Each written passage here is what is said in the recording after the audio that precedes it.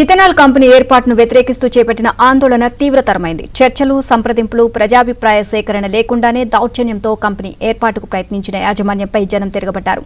శాంతియుతంగా తలపెట్టిన నిరసనలకు పోలీసులు చూపిన అత్యుత్సాహం జనాగ్రహానికి కారణమైంది.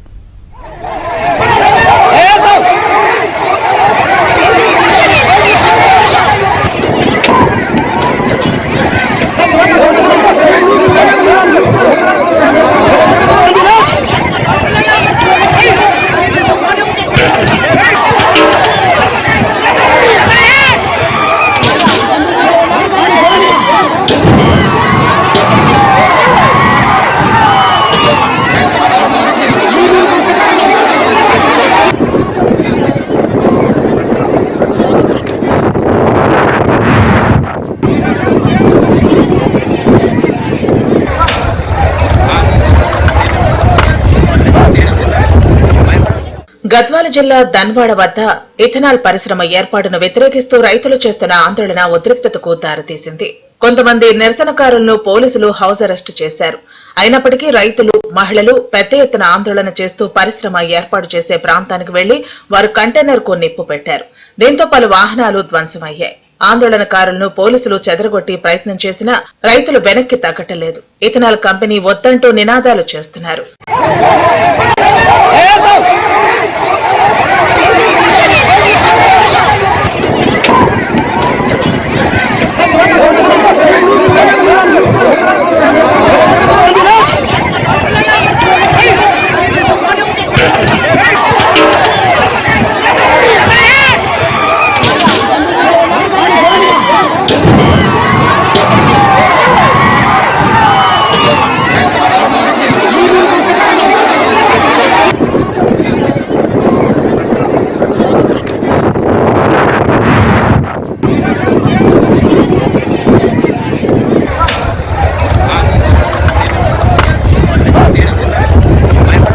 కంపెనీ నిర్మాణానికి వ్యతిరేకంగా 12 గ్రామాల ప్రజలు శాంతియుత నిరసనకు పిలుపునిచ్చారు. దీనికి ప్రజా సంఘాలు కూడా తమ సంఘీభావం వ్యక్తం చేశాయి. కానీ మంగళవారం రాత్రి నుంచి పోలీసులు ఆందోళనలకు పాల్పడుతున్నారన్న అనుమానంతో చాలా మంది రైతులను హౌస్ అరెస్టు చేశారు. ఎవరిని ఇళ్లు దాటి రావద్దని హెచ్చరించారు. దానికి తోడు కంపెనీ స్థలం వద్ద భారీగా పోలీసు పహారా ఏర్పాటైంది. ఇక కంపెనీ ఏర్పాటుకు పోలీసులు కూడా సహకరిస్తున్నారని భావించిన జనం బుధవారం ఉదయం ఒక్కసారిగా కంపెనీ ప్రాంతం వైపు దూసుకెళ్లారు. కంపెనీకి వ్యతిరేకంగా నినాదాలు చేశారు. పోలీసులు అడ్డుకునే ప్రయత్నం చేసే క్రమంలో అక్కడే ఉన్న 2-3 వాహనాలను ధ్వంసం చేశారు. ఓ కంటైనర్ కు నిప్పు పెట్టారు. పలు జేసీబీలను ధ్వంసం చేశారు. దీంతో పోలీసులు ఆందోళనకు దిగిన జనాలను చెదరగొట్టారు.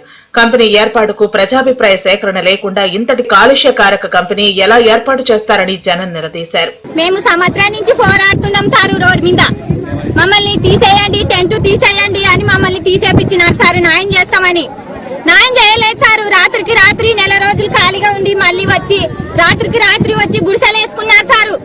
మేము ఎందుకు గుడిసెలేసినారా అని మీదికి పోతే గుడిసెలేసినారు, ఎందుకని మేము పోతే నెత్తి వలగొట్టినారు సారు. అందుకని మేము దౌర్జన్యం చేసి తగలబెట్టేసినాం సారు.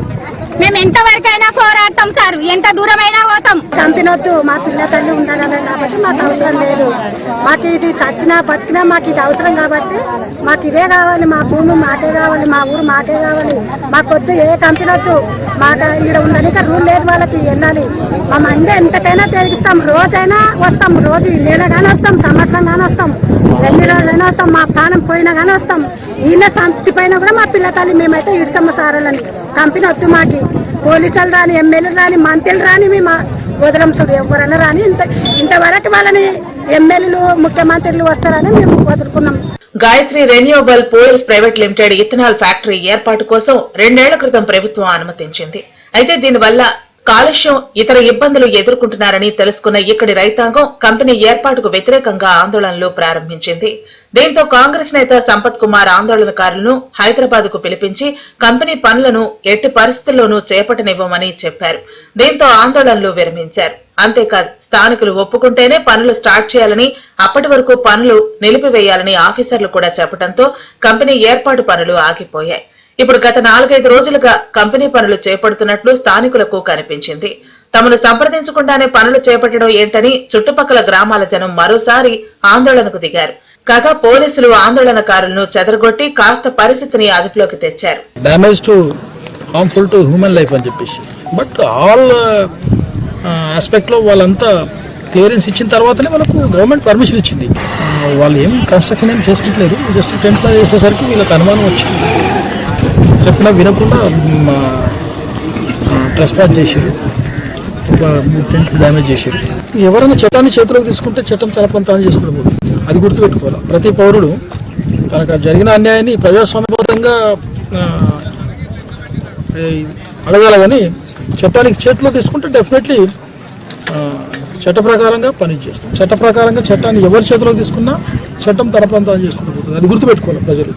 ఏదేమైనా పచ్చని పొలాల మధ్యన ఏర్పాటు చేసే కంపెనీల వల్ల తమ ఉపాధి కోల్పోతామని రైతాంగం ఆందోళనకు దిగుతున్నారు.